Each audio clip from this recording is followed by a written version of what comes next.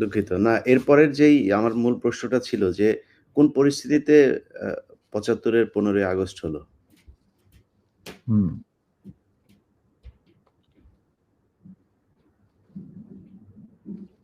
খুবই স্পর্শকাতর প্রশ্ন, ইলিয়াস। নিজের বাদ্য নিজে বাজানো অনেক সময় ঠিক হয় না। কিন্তু তুমি যখন প্রশ্ন করেই বসলে, তখন স্যার, আমি একটা ভাবে স্যার, ছোট্ট স্যার, জবাব দেব। স্যার এই এই আমার YouTube চ্যানেলে আমি আজকে প্রায় ৫ বছর হলো ভিডিও লাইভ করি, প্যাকেজ দেই। সো ফার আই রিমেম্বার আমার সবচেয়ে বেশি আ একসাথে ভিউয়ার্স ছিল সম্ভবত ২০ বা ২৫,০০০। আমি মাত্র খেয়াল করলাম এই মুহূর্তে ১,৭০,০০০ মানুষ এট এ টাইমে ওয়াচিং আওয়ার ভিডিওস। এটা তো এই তোমার the credit goes to you. No, credit goes to you, man. It goes to you. Well, মানে I'm just মানে well যা কিছু হয় আল্লাহর ইচ্ছায় হয়। আমি একজন আমি না, আমি তো এইজন্যই বললাম যে আপনার নিজের ঢোল আপনি যেটা মানে বাজানোর কথা বলছেন, আপনি তো বাজান নাই ৫০ বছর চুপ ছিলেন। যেই স্বাধীনতা আপনারা এনে দিয়ে গিয়েছেন, সেই স্বাধীনতা না আসলে তো আজকের শেখ হাসিনা যে অবস্থায় দেশকে নিয়ে গিয়েছিল, সেই ৭৫ এর পরে আরো হয়তো ২-১ বছর লাগতো শেখ মুজিবের সেখানে নিয়ে যেতে। তো আমাদেরকে এই যে উদ্ধার করে দিয়ে গিয়েছেন, এই কৃতজ্ঞতা বোধটা বাঙালি জাতির নেই। যে কারণে আজকে মেজর শরীফুল হক ডালিম বাংলাদেশের মাটিতে নেই। অথচ আপনাদেরকে সর্বোচ্চ সম্মাননা দিয়ে আমাদের দেশে রাখা দরকার ছিল। সেই সম্মানটুকু আমরা দেখাতে পারি নাই বলেই মাঝে মধ্যেই আবার ২০২৪ আসে। তো আপনি ওইটা নিয়ে আমার মনে হয় আ দেরি তো অবশ্যই হয়েছে কিন্তু আমাদের জানা উচিত। এই জাতি প্রতিটা মানুষ জানতে চায় কি হয়েছিল ৭৫ এর ১৫ই আগস্ট। প্রথম কথা, প্রথম কথাটা হচ্ছে যে ১৫ই আগস্ট কিন্তু কোনো বিচ্ছিন্ন ঘটনা না। এটা সূত্রপাত হয় মুক্তিযুদ্ধ চলাকালীন অবস্থায়। আমরা বুঝতে পেরেছিলাম যে বাংলাদেশের মুক্তিযুদ্ধটা অ্যাকচুয়ালি কাদের ইন্টারেস্টে হচ্ছে? এটা কি আমাদের ইন্টারেস্টে হচ্ছে যে আমরা আমাদের দেশ যুদ্ধ করে স্বাধীন করব? নাকি এটার পেছনে অন্য কোনো উদ্দেশ্য কাজ করছে? যখন ৭ দফাতে চুক্তি করে নজরুল ইসলাম আর তাজউদ্দিনকে পারমিশন দেওয়া হলো to establish provisional government in Calcutta, এই ৭ টা ক্লজ পড়ে সাইন করার পর, দস্তখত করার পরে নজরুল ইসলাম সাহেব ফিট হয়ে পড়ে গিয়েছিলেন যে এটা তো একদম একটা দাসখত যে আমরা ক্রমান্বয়ে ভারতের একটা করদ রাজ্য, তারপরে একটা অঙ্গরাজ্য হিসেবে অঙ্গরাজ্যে পরিণত হবে বাংলাদেশ, হবু বাংলাদেশ। আর ওই joint declaration between Usmani and general Manekshaw joint command establish করার পর কথা ছিল যে general Usmani on behalf of Bangladesh government will invite General Manekshaw to come and be present as an auxiliary force commander, সহায়ক শক্তির কমান্ডিং চিফ হিসাবে in the Sunday ceremony, but the instrument will be signed by the Mukti Fauj commander in chief, who was General Usmani, Colonel Usmani. কিন্তু সেটা হতে দেওয়া হলো না। ১৬ই ডিসেম্বরে যে সারেন্ডার সেরেমনিতে হলো রেস করতে, সেখানে পরিষ্কার বাংলাদেশের জনগণ দেখতে পেল যে পাকিস্তান আর্মি সারেন্ডার করছে ভারতীয় সেনাবাহিনীর কাছে, এবং সেখানে সাইন করছেন আরোরা ভারতীয় বাহিনীর পক্ষে, আর ওদিকে নিয়াজি পাকিস্তানি আর্মির পক্ষে। সেখানে মুক্তিযোদ্ধারা কোথায়? আমরা পরে থাকলাম ঝাড়ুদার হিসেবে ইন্ডিয়ান আর্মির রাস্তা পরিষ্কার করে দেওয়ার কাজে, বনে বাদারে। আমাদেরকে কোনো শহরগঞ্জে ঢোকার পারমিশন দিল না মুজিব সরকার, মানে তাজউদ্দিনের সরকার, আওয়ামী লীগ সরকার। সেই অবস্থায় কি প্রমাণিত, এটা এই ঘটনায় কি প্রমাণিত হলো? ইন্ডিয়া প্রমাণ করলো সারা বিশ্বে যে বাংলাদেশের জনগণ নিজেরা যুদ্ধ করে দেশ স্বাধীন করেনি। বাংলাদেশ নামক একটি রাষ্ট্র প্রিমেচুরলি জন্ম দেওয়া হয়েছে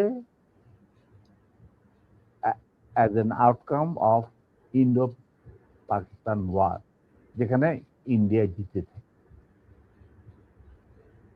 এইটা হলো ইতিহাসের শুরু। তারপর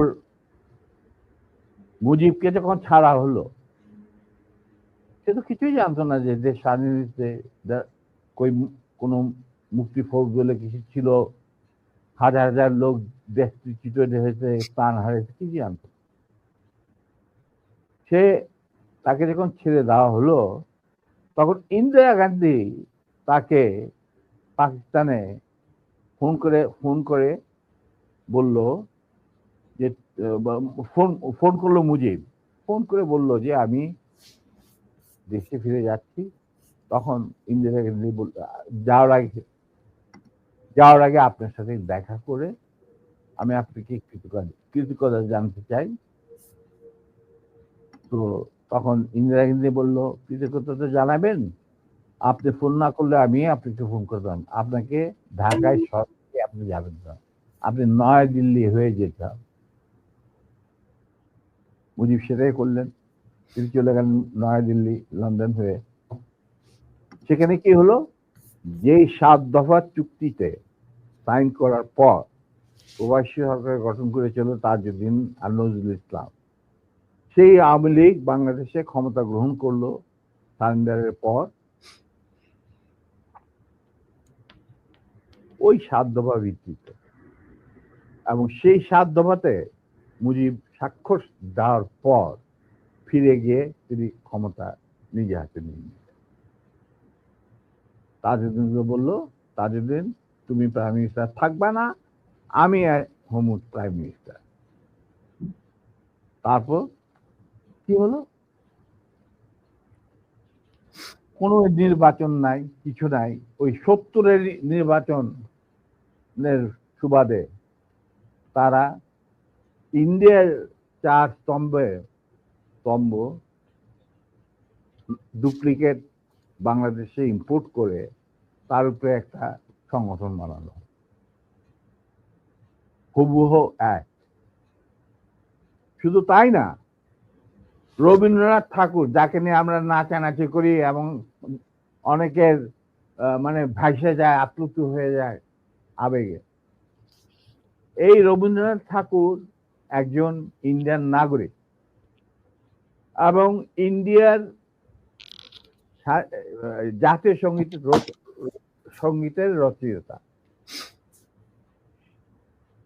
আমাদের দেশে তার চেয়েও প্রতিভাবান কবি কাজী নজরুল উপস্থিত থাকা সত্ত্বেও আমরা সেই ভারতীয় নাগরিকের একটা গানকে আমাদের জাতির উপরে চাপে দেওয়া হলো জাতীয় সঙ্গীত। পৃথিবীর ইতিহাসে এমন কোন নজির আর দ্বিতীয়টা আছে বলে আমি মনে করি না। কেন কোন বাংলাদেশে যদি নজরুল ইসলামকে আমরা জাতীয় কবি আখ্যা দিয়ে থাকি, তাহলে নজরুল ইসলামের গান কেন হলো না? বা অন্য কারো গান হতে পারতো জাতীয় সঙ্গীত। ভালো ভালো কবি সাহিত্যিক ছিলেন আমাদের দেশে, কিন্তু পৃথিবীর ইতিহাসে কোথাও নাই যে বিদেশি এক নাগরিকে যে নাকি তার দেশের জাতীয় সঙ্গীত রচনা করেছে এবং আমাদের শুদ্ধ স্বাধীন বাংলাদেশে এসেও আমাদের জাতীয় সঙ্গীত রচনা করতে হবে। কি ধরনের কথা? That means you have nothing in your hand. তারপর মুজিবকে দিয়ে রক্ষী বাহিনী সৃষ্টি করলো ইন্ডিয়া। তারা বাংলাদেশের সামরিক বাহিনীকে দুর্বল করে একটা নামের মাত্র সামরিক বাহিনী, হাতে লণ্ঠন করে ঠনঠন, এই ধরনের একটা সেনাবাহিনী রাখবে। আর কারণ একটা সেনাবাহিনী তো রাখতেই হবে, কারণ যে কোনো জাতির মেরুদণ্ড হচ্ছে সেনাবাহিনী। ওই হাতে লণ্ঠন করে ঠনঠন, আর আসলে তার চেয়ে অনেক শক্তিশালী একটা বাহিনী গঠন করলো ইন্ডিয়া। স্যার ওই যে ৭ দফাটা আমরা তো ইতিহাস পড়ে আমরা তো আসলে সাক্ষী না। আমরা পড়ে মানুষকে জানানোর চেষ্টা করেছি। আপনার স্মরণ আছে ৭ দফাটার কথা কি, কি ছিল ওই দফায়? যদি কয়েকটা গুরুত্বপূর্ণ জায়গা যদি মনে রাখেন। দেখো, আমি না ভাই, আমি তো অ্যাকচুয়ালি ৭ দফা একদম টোটো এগুলো আমার বইতে লেখা আছে। হুম। যারা না, একটু এটা কেন জিজ্ঞেস করলাম স্যার? কারণ হচ্ছে মানে আপনি আচ্ছা, আমি সেনাবাহিনী তো করতে পারবেন না স্যার। সেনাবাহিনী তো আমাকে ৭ দফা মানলে করতে পারবেন না স্যার।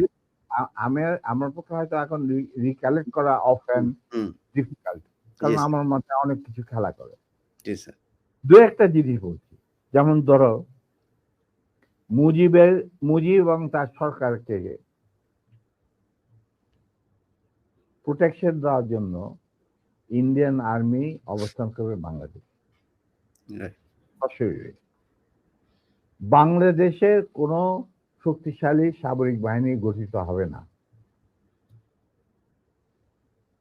বাংলাদেশের কোনো স্বাধীন বৈদেশিক পররাষ্ট্রনীতি থাকবে না। বৈদেশিক নীতি থাকবে না। হুম, বাংলাদেশের শাসন ব্যবস্থা, আমলাতন্ত্র, শিক্ষা ব্যবস্থা, স্বাস্থ্য ব্যবস্থা, শিল্প ব্যবস্থা, কৃষি ব্যবস্থা সবকিছুই চলবে ভারতীয় বিশেষজ্ঞদের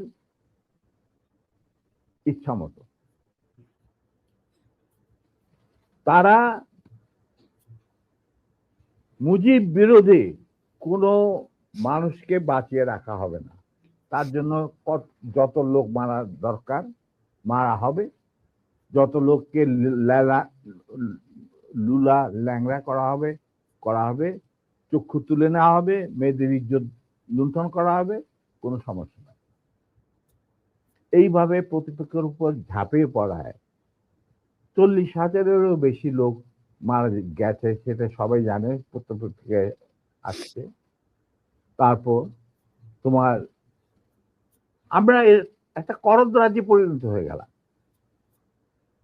কিন্তু সমস্যা দেখা দিল যে বাংলাদেশের মাটিতে যদি যে ইন্ডিয়ান সোলজাররা অবস্থান নেয়, তাহলে বিদেশ থেকে কোনো দেশেই বাংলাদেশকে স্বীকৃতি দিতে রাজি না। কারণ পাকিস্তান ইতিমধ্যে সিকিউরিটি কাউন্সিল থেকে একটা আইন পাস করে নিল যে বাংলাদেশে কে নিয়ন্ত্রণ করতে ভারত তাদের সেনাবাহিনীর মাধ্যমে, মুজিব সরকারের মাধ্যমে। অতএব এটা একটা ডিসপিউটেড টেরিটরি, এটা একটা স্বাধীন দেশ নয়। তাই আপনারা স্বাধীন কিভাবে রিকগনাইজ করবেন মুজিবের সরকারকে? এরপর এই এই অবস্থায় ইন্দিরা গান্ধী পড়ল মুসিবত, তো আজ মুজিব সরকার। তখন ইন্ডিয়ান সরকার ডিসাইড করলো যে ঠিক আছে, আমাদের সোলজার আমরা ফেরত নিয়ে আসবো, তার পরিবর্তে আমরা জাতীয় রক্ষী বাহিনী বানিয়ে, তাই করা হলো। তো যে কাজটা ইন্ডিয়ান আর্মি করছিল সেটা পরে জাতীয় রক্ষী বাহিনী করলো। আর কি ধরনের অত্যাচার, অবিচার, কি ধরনের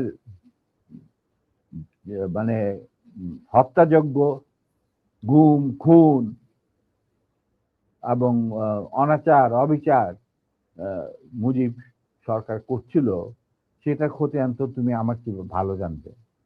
অনেকে এই বিষয়ে লিখেছেন, সাহসী যারা তারা লিখে গেছেন, আমিও কিছুটা লিখেছি। সেখানেই শেষ হলো না।